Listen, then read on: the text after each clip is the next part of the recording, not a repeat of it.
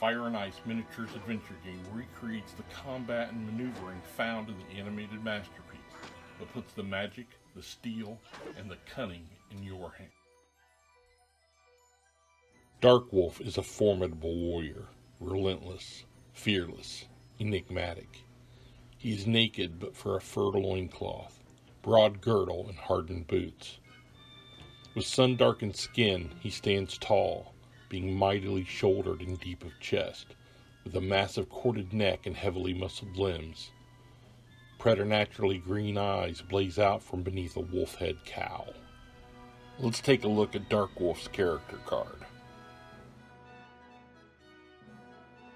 Each character is given a savage rating. This ranks each character and allows you to know how powerful each character is. This allows for interesting combinations. Larn and Tigra, for example, make up 20 points together, and would thus be paired against, say, Manga and 2 subhumans, or against 4 subhumans, depending on your preference. A 30-point game would see Darkwolf faced off against Manga and 4 subhumans. Any of these examples or other appropriate combinations can be played in any of the game modes that Fire and Ice Miniatures Adventure game offers. Players may opt to increase the difficulty by disparate point combinations. Maybe you wish to play Darkwolf against all 50 points of the forces of Ice Peak. There's no limit to the drama one might create within the game modes by playing with the savage ratings accordingly. Next on the card is Health.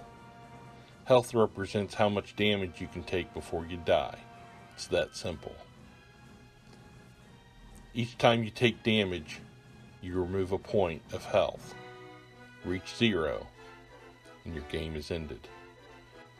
Luckily, through event cards or magic, health can be restored. Next is a character's movement. A move is represented on the player's character card as being the number of spaces that they can move in a single turn. A rush is when a character moves a greater distance than a standard move allows. The distance that they can move is represented on the character card, usually as double move rate. Resolve represents one's willpower and tenacity. It is used for casting and defending against magic, intimidating an opponent, or searching for someone hidden, among other things. You must roll your stat number or higher for success. This is one of the most important stats in the game. All die rolls in attack and defense are contested die rolls.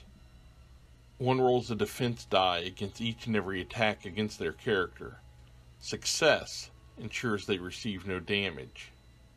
You must roll your defense number or higher for success or take damage. On a critical defense, which is when you roll a natural 10 on your defense roll, the defender gets a free attack against their aggressor. Next, we have our combat block.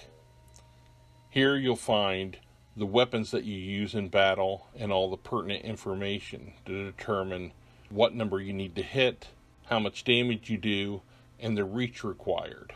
In the case of Darkwolf, when he wields an axe, he needs a 6 or better on a 10-sided die to hit. On a successful hit, it does 2 damage, and it has a reach of 1. Darkwolf also critical strikes on a 9. A critical strike is generally the roll of a natural 10 on an attack. In such an event, damage is doubled. Reach is the number of spaces a character can interact with a player by, as in to attack another, to cast a spell, or to share sustenance, for example.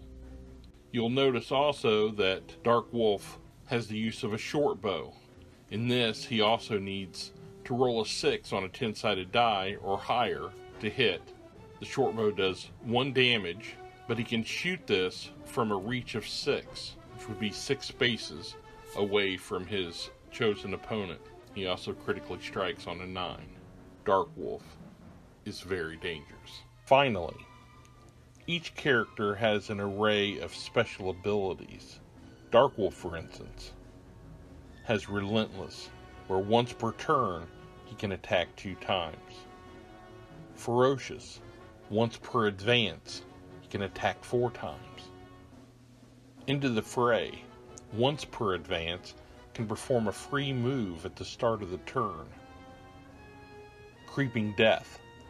Treat as hidden until first attack each advance. An attack when hidden is always a critical strike. And Howl of Rage.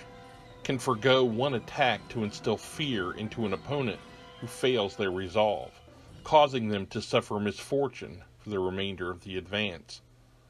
Misfortune is a situation where you roll 2 10-sided die, and you choose the lower number.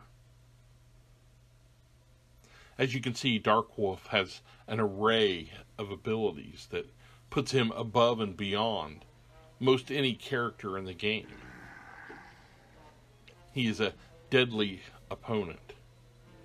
All of this is tracked on your activity card as the turns and advances are tracked throughout the game.